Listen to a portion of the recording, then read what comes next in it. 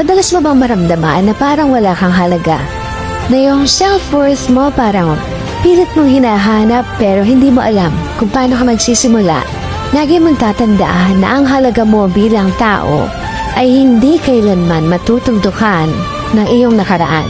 Ng mga taong nang iwan sa iyo noon, mga taong nakapagsabi ng masasakit na salita sa iyo, ng mga past failures mo, at mas lalong hindi mo pwedeng tugdukan ang sarili mong halaga dahil lang sa present situation.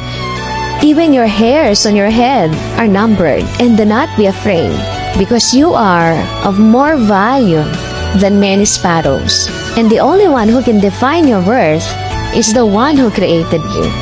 So, wag na wag mong ikakahon yung worth mo sa kahit na anong definisyon na mabibigay ng mundong to. Because long before you were even born, you're already precious in the eyes of God. Tandaan nyo, hindi lahat ng namarap na magkapamilya biniyayaan ng Diyos ng pamilya. Yung iba, sa pangarap pa lang, napagkaita na ng pamilya. Yung iba, simula pa lang ng pagpapamilya, binawian na ng pamilya. Yung iba, kung kailan handa ng bumawi sa pamilya, saka pa binawian ng pamilya. What does it mean? Yung pamilya na meron ka na yon, pakaingatan mo na. Yung pamilya na meron ka na yon, pakaprotektahan mo na.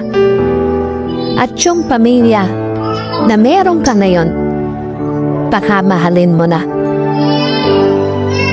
Dahil hindi lahat ng sandali makakasama mo sila. Hindi lahat ng sandali nandiyan sila. At hindi lahat ng sandali nandito ka.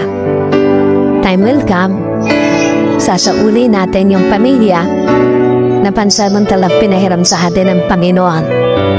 At napakaganda pag sinauli na natin ang bawat miyembro ng pamilya na pinahiram ng Panginoon sa atin.